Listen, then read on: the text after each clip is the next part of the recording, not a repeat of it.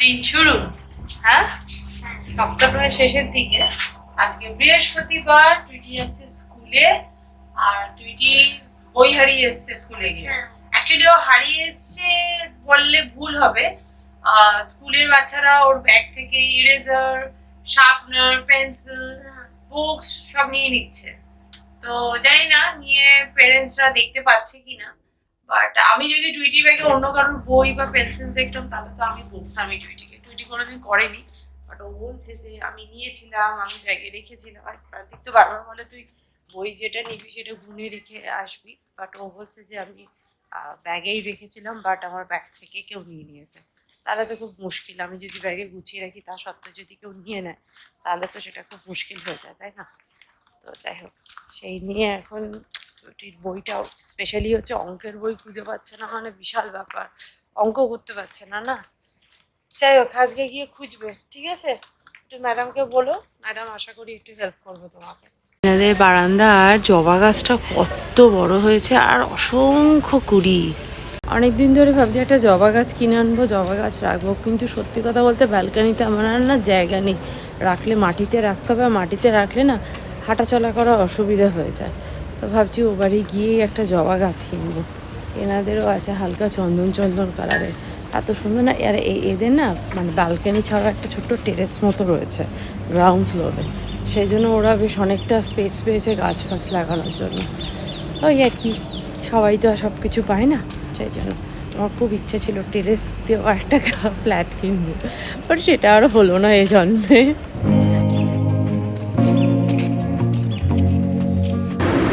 Exercise করা complete, এবার করবো ব্রেকফাস্ট। আর আমি না মানে আমার এক্সারসাইজ করবার জন্য এরকম অনেক রকম টপ আছে, হ্যাঁ, কিন্তু আমি কস্কো থেকে এইরকমই দুটো টপ কিনেছিলাম, একটা পিঙ্ক আর একটা এই কালারটা। এই দুটো টপ আমার যে কি প্রিয় তোমাদের কি বলবো। আর এই গরমের মধ্যে না এই দুটো টপ পরে এত কমফোর্টেবল ফিল হয়, আমি অন্য কোনো জামা পরতেই পারি না, মানে এত গরম লাগে আমার। তো আমি শুধু ভাবি যে আমার এতগুলো জামা আছে, কবে শীতকাল আসবে আর এক্সারসাইজের টাইমে আমি ওই জামাগুলো পরবো। সবকটাই আমার মানে ইউএসএ থাকতে কিনেছিলাম আর কিছু কানাডায় থাকতে কিনেছিলাম। আর এখানে এসে আমি খুব সুন্দর সুন্দর কিছু এক্সারসাইজে জামা কিনেছিলাম, কিন্তু কোনোটাই আমি পরে উঠতে পারি না, কারণ এখানে পরলেই আমার গরম লাগে। তো প্রান্তিক বলে তুমি এসি চালিয়ে এক্সারসাইজ করো। এসি চালিয়ে এক্সারসাইজ করার কোনো মানে হয় বলো তো? তো যাই হোক, তো প্রান্তিক ওই জামাগুলো পরবার জন্য নাকি আমাকে এসি চালিয়ে এক্সারসাইজ করতে হবে। তো আমি বলছি ঠিক আছে, থাক, পরে একটা যখন শীতকাল পড়বে তখন ওই জামাগুলো আমি পরবো। এখানে যা গরম, এই জামা আর এই শর্টস এইটাই হচ্ছে একদম পারফেক্ট এক্সারসাইজ করবার জন্য। নাহলে অন্য আমার ফুল কতগুলো আমার প্যান্ট আছে, এডিডাস, কেলভিন ক্লাইনের কতগুলো আমার প্যান্ট আছে। আমি কানাডায় থাকতেও 3টে প্যান্ট কিনেছিলাম, তারপর হচ্ছে ইউএসএ থাকতে 4টে প্যান্ট কিনেছিলাম, এখানে এসেও আমি একটা কিনেছিলাম। সব ব্র্যান্ডেড ভালো ভালো প্যান্টগুলো রয়েছে, বাট আমি পরতেই পারি না, মানে এত গরম লাগে আমার এক্সারসাইজের টাইমে পরলে। এক এক সময় ভাবি পরি, পরার পর যখন ক্লাস শুরু হয় তখন মনে হয় ওরে বাবা খুব গরম লাগছে, খুলে ফেলে এই শর্টসেই ফিরে আসি। এই জন্য এখানে এসে 3-4টে এরকম শর্টস কিনে নিয়েছি, ওই পরে আমার এক্সারসাইজ করতে সব থেকে বেশি কমফোর্টেবল ফিল করি। হচ্ছে আজকে আমার breakfast, omelette with lots of vegetables and 1 cup coffee. প্রান্তিকের ব্রেকফাস্ট করা হয়ে গেছে। প্রান্তিকে এখন পুজো, আজকে যেহেতু বৃহস্পতিবার, পুজোর জন্য ফুল টুল কিনে দিয়ে স্নান টান করে অফিসে বেরিয়ে যাবে, কারণ অফিসে যাওয়ার পথে আবার ও বাড়ি যাবে, কারণ ও বাড়িতে আজকে আমাদের কালারগুলো আসবে, কালার ওয়াল পুট্টি এগুলো আসবে, তো সেগুলো রিসিভ করতে হবে। লোক আছে রিসিভ করে, কিন্তু প্রান্তিক বলে একবার চেক করে নেবো, সেই জন্য তাড়াহুড়ো করছে আজকে একটু তাড়াতাড়ি অফিসে।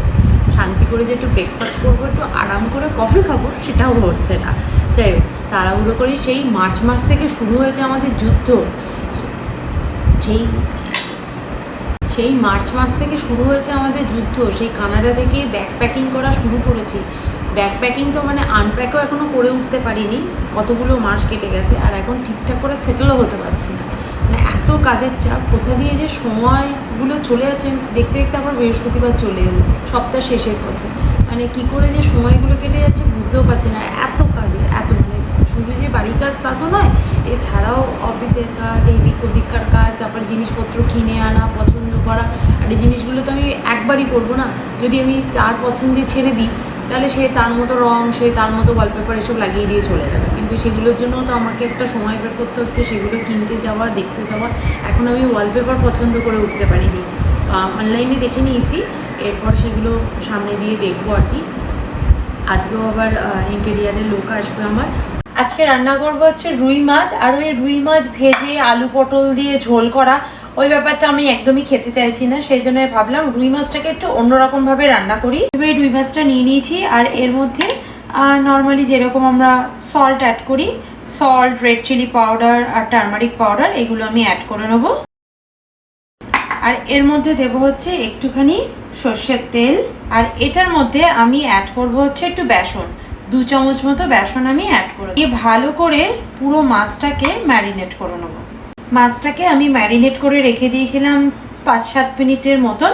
এরপর আমি মাছটাকে এরকম একটা বেকিং ট্রের মধ্যে অ্যাড করে দেবো, এবং খেয়াল রাখবো যাতে পাশাপাশি ভালোভাবে স্পেস থাকে আর কি, বেশি গায়ে গায়ে কিন্তু অ্যাড করলে হবে না। এরকম করে আমি অ্যাড করে নেবো। এরকম আর একটা ট্রেও আমি রেডি করে নেবো। এবার মাছগুলো ট্রেতে আমি করে নিয়েছি, এবার এগুলোকে আমি ওভেনে দেবো। ওভেনে আমি ফিশ বেক অপশানে যাব, 180 ডিগ্রি সেলসিয়াসে 30 মিনিটসের জন্য বেক করে নেবো। যতক্ষণ এই মাছগুলো বেক হবে ততক্ষণ আমি ডাল তরকারি এদিকে যা রেডি করার করে নেবো। প্রান্তিক ফোন করে আমায় বললো ও কচুর শাক আনছে, সুতরাং কচুর শাকটাই আমি রান্না করব। বাট আগে থেকে জানা থাকলে ভালো হতো, আমি তাহলে একটু ছোলা ভেজাতাম। এখন ছোলা ভেজালে সেটা সেদ্ধও হবে না, কিছুই হবে না। তাও একবার ভাবলাম যে দেখি একটুখানি ছোলা ভেজানো আছে কিনা, কারণ প্রান্তিক এভরিডে তোমার ওই ছোলা ভেজানো খায়, তো সেটা যদি ফ্রিজে আজকে থেকে থাকে তাহলে লাগ ভালো, সেগুলো দিয়েই রান্না করতে পারবো। আর সেটাই কুকারে একবার সিটি দিয়ে নেবো, তাহলেই সেদ্ধ হয়ে যাবে। তো প্রান্তিক আনুক, তারপর আমি কচু শাকটা রান্না করবো। আর হ্যাঁ, কচু শাকের মধ্যে ইলিশ মাছের মাথাটাও দেবো। আমি ইলিশ মাছের মাথাটা রেখে দিয়েছিলাম, কচু শাক রাঁধবো। আমি প্রান্তিক বলছি যা পাবে নিয়ে এসো, নাহলে আমি মাথাটা আমি ডালে দিয়ে আমি রান্না করে ফেলছি, কারণ ইলিশ মাছের মাথা ঝোলে দিয়ে খেতে আমার খুব একটা ভালো লাগে না, এত কাটা থাকে। এই জন্য আমি সবসময় চেষ্টা করি মাছের মাথা দিয়ে ডাল তরকারি এরকম কিছু রান্না করতে। আগের দিন যেমন মুড়ির ঘন্ট রান্না করেছিলাম, টুইটি খেতে খুব ভালোবাসে, তাই দেখি এখন প্রান্তিক কি আনে। কচু শাক তো পেয়েছে বললো, তাহলে মাছের মাথাটাকে বের করে ডিফ্রস্ট করে সেটাকে ফ্রাই করতেও বসিয়ে দিই, কারণ মাছটা তো অলরেডি ফ্রাই হচ্ছে, ওর সাথে সুন্দরভাবে ফ্রাই হয়ে যাবে। মাছ তো এয়ার ফ্রায়ারে ভাজা চলছে, এখানে জাস্ট টমেটো, পেঁয়াজ, আদা বাটা দিয়ে নর্মাল গুঁড়ো মশলা দিয়ে একটা গ্রেভি টাইপের বানিয়ে নিচ্ছি। এর মধ্যে দিয়ে দেবো মাছগুলোকে। প্রান্তিক কচু শাক এনেছে, সে তো আমার কুকারেই ধরছে না, 3 লিটারের কুকারে। তার মাঝে দিদি ঘর দর ক্লিন করে, ও বললো কি কুকারে দাও, চাপা দিয়ে একটু সেদ্ধ হয়ে নরম হয়ে যাবে যখন, তখন সিটি মানে কুকারের ঢাকনা আটকে সিটি দিও। এত হয়ে গেছে দুবার, আমি তো একবারে হলোই না, মানে দেওয়ার পর একটু নরম হলো, তারপর আস্তে আস্তে দিয়ে তারপর কুকারের মধ্যে ধরলো। মানে হয়ে যাবে এইটুকু জিনিস, কিন্তু জিনিসটা দেখতে এত বড়। সে কুকারে, আমি বলছি কে এত এলো যে আমার কুকারেই তো ধরছে। ওই দিদি এসে পাগল হয়ে যাচ্ছে, বলছে সব বাড়িতে আমি রান্না করি এভাবেই করি, তুমিও করো, হবে। মাছগুলো আমি এয়ার ফ্রায়ারে ভেজেছি, দেখে কেউ বলবে যে মাছগুলো এয়ার ফ্রায়ারে ওইটুকু অয়েল দিয়ে ফ্রাই করা কেমন সুন্দর ক্রিস্পি হয়েছে। চলো এবার এক এক করে সব ঝোলের মধ্যে দিয়ে দিই। এখানে আমি পেঁয়াজ আর আদা বাটাটাকে নর্মাল মশলা দিয়ে একটু কষিয়ে নিয়েছি, যেমন কিউমিন পাউডার, কোরিয়ান্ডার পাউডার দিয়ে, আর ফোড়নে একটু কালো জিরে অ্যাড করেছিলাম। মশলাটাকে খুব ভালো করে আমি এবার কষিয়ে নিয়েছি, আর তার মধ্যে একটু কাঁচা লঙ্কা আর ছোলাগুলোকে অ্যাড করে দিলাম। এরপর অ্যাড করব ইলিশের মাথাটা, যেটা ভেজে রেখেছিলাম, একটু হাত দিয়ে ভেঙে দিলাম। মশলার সঙ্গে খুব ভালো করে আমি মিশিয়ে নিলাম। এখানে কচু শাকটা সেদ্ধ করে আমি রেখে দিয়েছিলাম, এই কচু শাকটাই এবার এক এক করে এর মধ্যে আমি অ্যাড করে দেবো। কচু শাকটা সেদ্ধর সময় কিন্তু আমি অনেকটা নুন দিয়েই সেদ্ধ করেছিলাম, সেই জন্য এক্সট্রা করে আর এখন নুন অ্যাড করছি না। এবারের কাজ হচ্ছে সব কিছুকে খুব ভালো করে মিক্স করা, আর এই কচু শাক থেকে তো জল বেরোবেই, এবং ভালো করে শুকনো করে নেওয়া। একদম শুকনো হয়ে গেছে, আর এখানে আমার কচু শাকটা একদম রেডি হয়ে গেছে। যা ভালো টেস্ট হয়েছে না।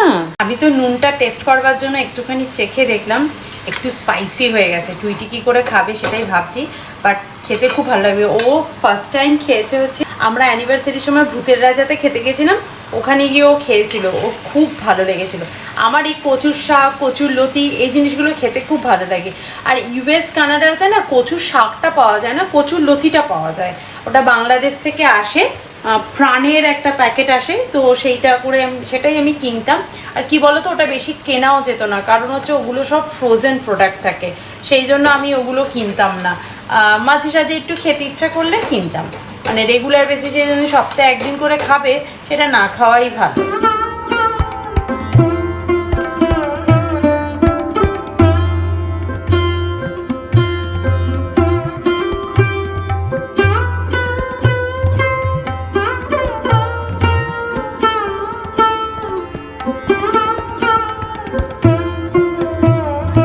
বৃহস্পতিবার যখন আমি পুজো করি, ঠাকুরের সিংহাসনে অনেক ফুল টুল দিয়ে আর ঠাকুরের গলায় মালা দিয়ে ধূপ জেলে যখন পুজো করি না, এত সুন্দর লাগে। পুজোর পর আমি অনেকক্ষণ ধরে বসে বসে দেখি।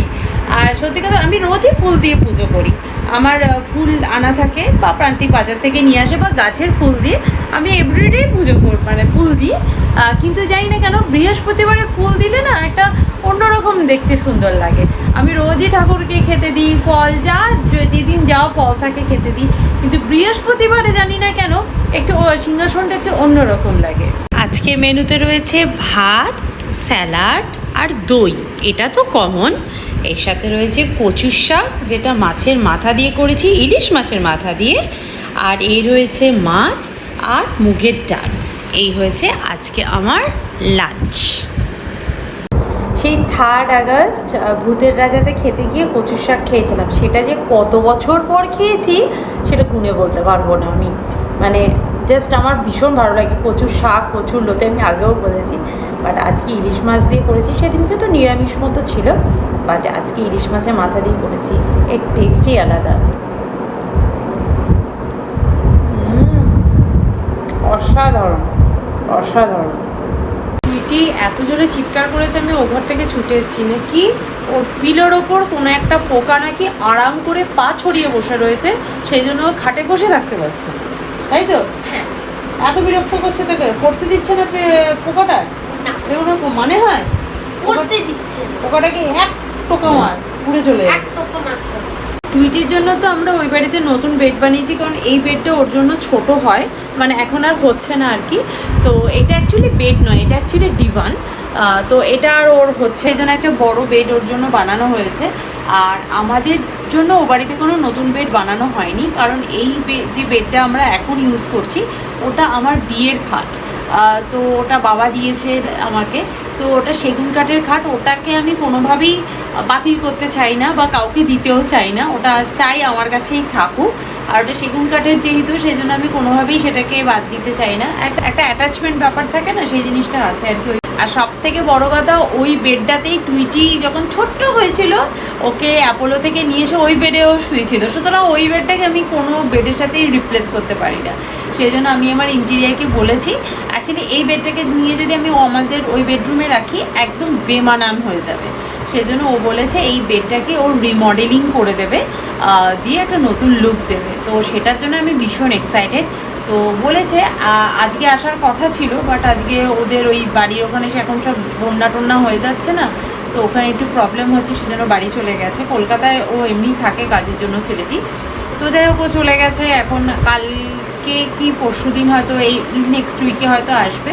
তো ওটাকে দেখবেও ভালো করে, দিয়ে মাপছোপ নিয়ে ও বানাবে আর বেডটাকেও নিয়ে যাবে। ততদিন আমরা কোথায় শোবো? বেডটা নিয়ে চলে গেলে আবার সেই ম্যাট্রেসে ফিরে আসতে হবে আমাদের, বোঝো ঠেলা। আমরা কলকাতাতে খাটে শুতাম, ইউএসএতে প্রথম বেড কেনা হয়নি, তখন আবার সেই ম্যাট্রেসে শুতাম। আবার সেই ম্যাট্রেস খাট বিক্রি করে দেওয়া, খাট ফেলেই দে না, ওর খাটটা বিক্রি করেছিলাম আমি, বিক্রি করে দিয়ে আবার সেই ম্যাট্রেসে শুয়েছিলাম। আবার কানাডায় গিয়ে প্রথম ম্যাট্রেসে শুয়েছিলাম, তারপর আবার বেড কিনেছি, তারপর আবার বেডটাকে বিক্রি করে দিয়ে আবার ম্যাট্রেসে শুয়েছি, এখানে এসে বেডে শুয়েছি, এবার আবার আমাকে ম্যাট্রেসে শুতে হবে। কি হচ্ছে আমাদের লাইফে, একবার আপ আর ডাউন, আপ অ্যান্ড ডাউন এরকম চলছে। তো যাই হোক, নতুন বেড হবে, আই এম সুপার এক্সাইটেড। তোর বেডটা যে সুন্দর হয়েছে না টুইটিকে আমি এখন দেখাইনি, কারণ আমি টুইটিকে বলেছি টুইটির রুমটা টুইটির জন্য সিক্রেট আর সারপ্রাইজ হবে। ও জানে কম্বিনেশনটা কি হবে, কারণ সেটা ওকে দেখানো হয়েছে। তো চলো, আজকে ভিডিওটা তাহলে এখানেই এন্ড করছি, দেখা করবো নেক্সট ব্লগে। ততক্ষণের জন্য তোমরা খুব ভালো থাকো, সুস্থ থাকো, আর bye bye, see you in next video. By.